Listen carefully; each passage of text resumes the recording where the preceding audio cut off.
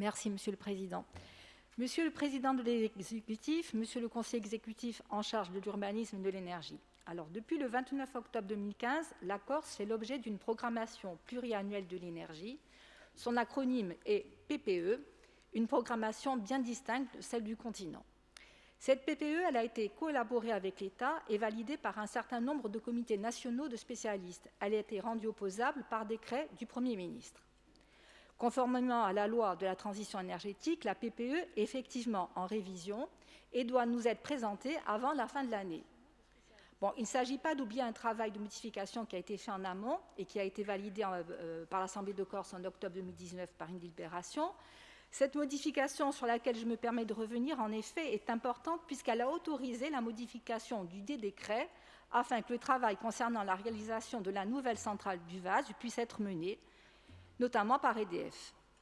Lors de la séance publique du mois de septembre, à l'occasion d'une autre question orale de mon collègue Bertrand Thomas, vous nous avez indiqué que cette programmation pluriannuelle de l'énergie serait bien présentée d'ici la fin de l'année.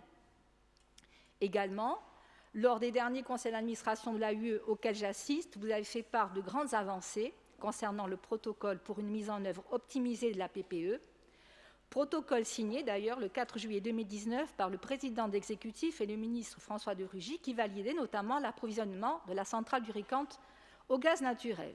Mais dans la presse de ce lundi, et là j'ai récupéré le journal de lundi, nous découvrons, et à la une du journal, centrale du Ricante, du colza au lieu du gaz.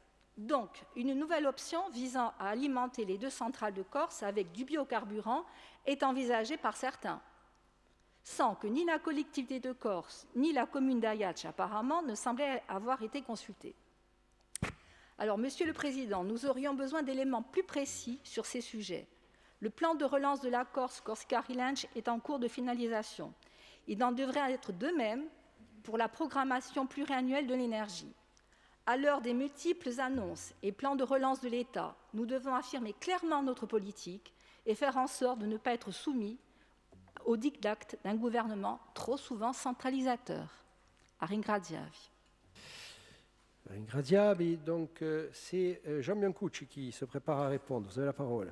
Oui. Merci, Madame la conseillère. C'est un dossier d'importance, à la fois du point de vue de la stratégie en matière de développement et d'aménagement, mais aussi du point de vue financier, vous le savez.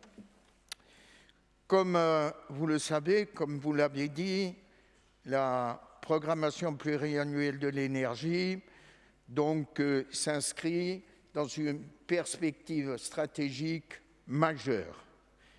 La PPE, je dois le dire, fait partie des il n'y en a que quelques-uns, documents lourds co-élaborés par la collectivité de Corse via l'AUE et les services de l'État. Inutile de vous dire que l'exécutif suit pas à pas le dossier et avec l'attention soutenue qu'il mérite. Rappelez-vous, il y a peu, nous avons eu à débattre du dimensionnement de la centrale du Vaz. Avant d'en venir précisément au calendrier de la PPE, il me semble nécessaire de clarifier un point important d'actualité. Comme vous l'avez souligné, il y a eu une annonce concernant le biocarburant. Pour ce qui nous concerne, à l'échelle de l'exécutif, nous avons appris cette information par la presse. Aussi, à ce stade, nous n'avons pas, au moment où je parle en tout cas, la confirmation de la réalité de cette proposition. Pour l'heure, ce qui est sûr, c'est que l'appel à projet concernant l'alimentation en gaz des centrales est en cours. La Direction générale de l'énergie et du climat, avec qui nous travaillons la main dans la main sur ce dossier, est aussi, je peux vous le dire, j'en ai eu la confirmation sur cette position. Si des modifications venaient à intervenir, nous vous en informerons, bien entendu, dans la minute qui suit. Il n'y a aucun problème.